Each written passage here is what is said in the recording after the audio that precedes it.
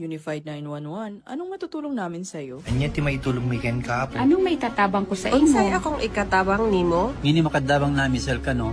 Sa anumang wika o dialekto, may tulong na darating sa iyo.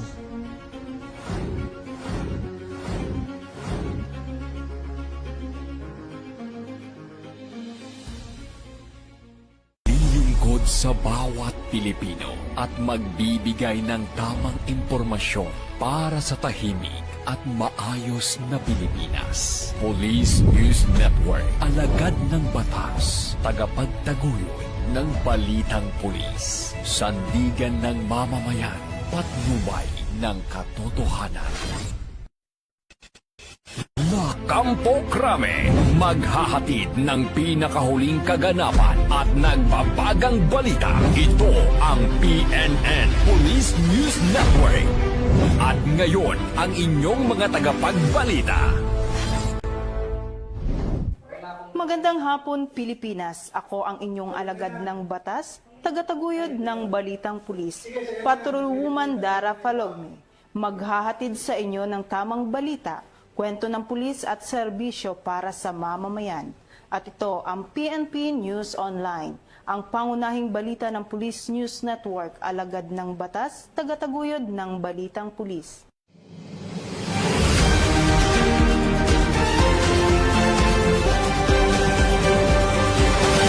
Nilinaw ng Philippine National Police na walang ipinatutupad na nationwide gun ban kaugnay na ikilamang State of the Nation address ni Pangulong Ferdinand R. Marcos Jr. sa Lunes, July 27, 2026. Ayon sa PNP, hindi tama ang kumakalat na impormasyon online na magkakaroon ng nationwide gun ban sa araw ng SONA. Wala ring inilabas na direktiba ang PNP para sa pagpapatupad nito. Gayunman, mananatiling umiiral ang mga kasalukuyang batas, lokal na ordinansa at itinatag na security protocols. Bilang bahagi ng paghahanda para sa SONA, mahigpit na ipinatutupad ng mga pulis ang mga restrictions sa pagdadala ng baril at iba pang nakamamatay na arma sa mga itinalagang security area at iba pang lugar kung saan otorisado ang naturang paghihigpit. Hinihikayat din ng PNP ang publiko na kumuha lamang ng mga impormasyon mula sa opisyal nitong communication channel at iwasang magbahagi ng mga hindi beripikadong post na maaring magdulot ng kalituhan. Nananatiling nakatuon ang PNP para sa pagtiyak ng ligtas, maayos at mapayapang pagdaraos ng ikalimang SONA kasabay ng paggalang ng mga karapatan ng publiko. Mula dito sa Campo Crame, ako ang inyong PNN correspondent, Patrolwoman Dara Falong. Alagad ng batas, tagataguyod ng Balitang Pulis, bagong PNP para sa bagong Pilipinas, serbisyong mabilis, tapat at nararamdaman.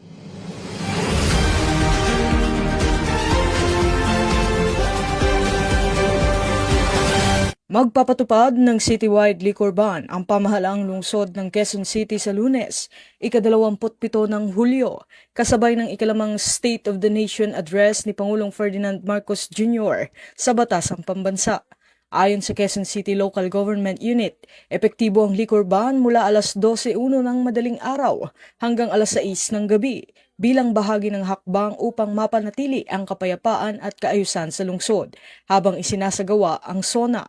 Kasabay nito, suspendido rin ng klase sa lahat ng antas sa mga pampubliko at pribadong paaralan sa Quezon City.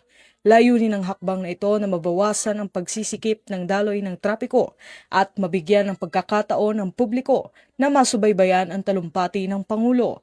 Samantala, tiniyak ni Department of Interior and Local Government Secretary Juanito Victor Remulla na mahigit 20,000 pulis ang ipapakalat sa iba't ibang bahagi ng Metro Manila upang matiyak ang seguridad ng mga dadalo at mapanatili ang kaayusan ng publiko sa panahon ng SONA.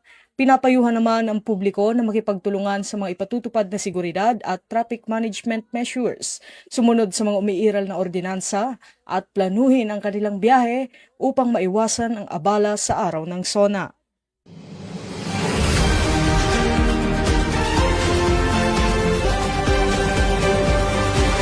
Hindi papayagan ng Philippine National Police ang pagsusunog ng effigy sa mga isasagawang kilos protesta kasabay ng ikalimang State of the Nation address ni Pangulong Ferdinand Marcos Jr. sa Lunes, ika-27 ng Hulyo.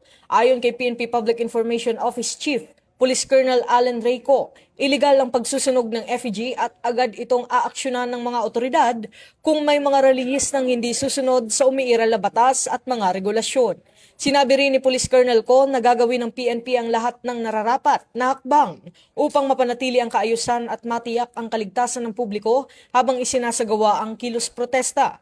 Kasabay nito muling tiniyak ng PNP na paiiralin ang maximum tolerance sa lahat ng mapayapang pagtitipon, kasabay ng mahigpit na pagpapatupad ng batas upang mapanatili ang kapayapaan at kaayusan sa panahon ng SONA. Pinayuhan din ng PNP ang mga kalahok sa mga kilos protesta na maging mapayapa, sundin ang batas at makipagtulungan sa mga otoridad upang maging ligtas at maayos ang pagdaraos ng SONA. Bagong PNP para sa bagong Pilipinas. Serbisyong mabilis, tapat at nararamdaman. Mula rito sa PNP National Headquarters, ako ang inyong PNN correspondent, Patrolman Don Brosas, alagad ng batas, tagataguyod ng Balitang Pulis.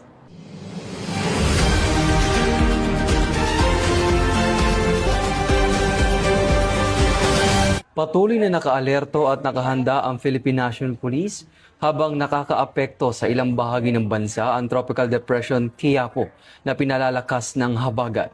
Ayon kay Chief PNP, Police General Jose Melencio C. Nartates Jr., nakikipagtulungan na ang mga police units sa mga lokal na pamahalaan at iba pang ahensya sa disaster preparedness at response operations. As of July 24, 294 na natauhan ng PNP ang nakadeploy sa mga evacuation center, mahalagang pasilidad, monitoring at road clearing operations. Nakantabay naman ang 2,390 Reactionary Standby Support Force o RSSF para sa agarang deployment kung kinakailangan. Samantala, 1,303 na pamilya o 4,349 individual ang kasalukuyang nasa 14 na evacuation centers. Patuloy din minomonitor ng PNP ang mga lugar na apektado ng malakas na ulan at tropical cyclone wind signals. Wala namang naitalang casualty, insidente sa peace and order o pinsala sa mga pasilidad ng PNP. Hinikayat ni Police General Nartates ang publiko na manatiling alerto at sumunod sa mga abiso ng pag-asa at lokal na pamahalaan para sa kaligtasan ng lahat. Mula dito sa National Headquarters ng Philippine National Police, ako si Patrolman Edwin Baris, nagbabalita para sa Police News Network. Alagad ng batas, tagataguyod ng Balitang Pulis.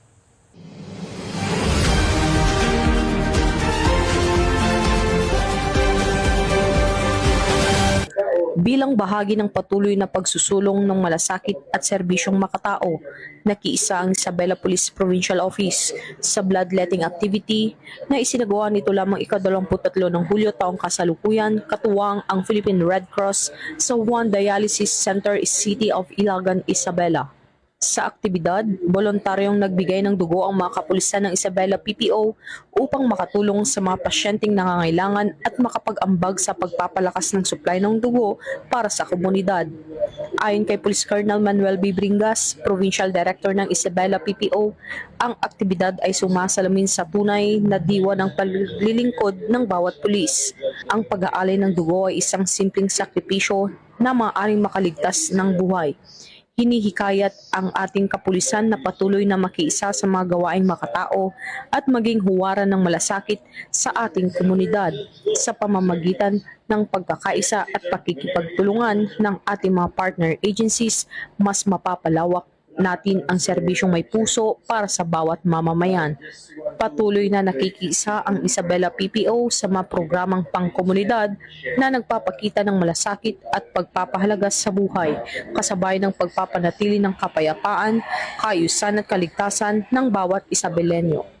Ito po si Patrolwoman Maria Señora Jimenez Agbuya mula sa Isabela Police Provincial Office. Nag-uulat, bagong PNP para sa bagong Pilipinas, serbisyong mabilis, tapat at nararamdaman.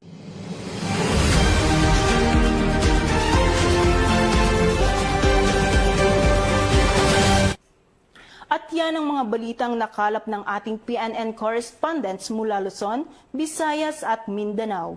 At para sa mas malawak at mabilis na ulat ng balita, huwag kalimutang i-like, follow at share ang aming official social media accounts ng Police News Network, YouTube channel, X o Twitter account para sa mga live stream at replays. at mga real-time updates, manatiling mapagmatyag at laging alamin ang totoo. Sa ngalan ng pamunuan ng Philippine National Police, sa pangunguna ni Chief PNP Police General Jose Melencio Nartates Jr. at sa pamumuno ni President Ferdinand Bongbong Marcos Jr., kami ay maglilingkod sa bawat Pilipino at magbibigay ng tama at balanseng balita. Mula rito sa tanggapan ng tagapag-ugnay ng Pambansang Pulisya, ako ang inyong alagad ng batas, tagataguyod ng Balitang Pulis, Patrolwoman Dara Falogme. Maghahatid sa inyo ng tamang balita, kwento ng pulis at serbisyo para sa mamamayan. At ito ang PNP News Online, ang pangunahing balita ng Police News Network. At ito ang bagong PNP para sa bagong Pilipinas, serbisyong mabilis, tapat at nararamdaman.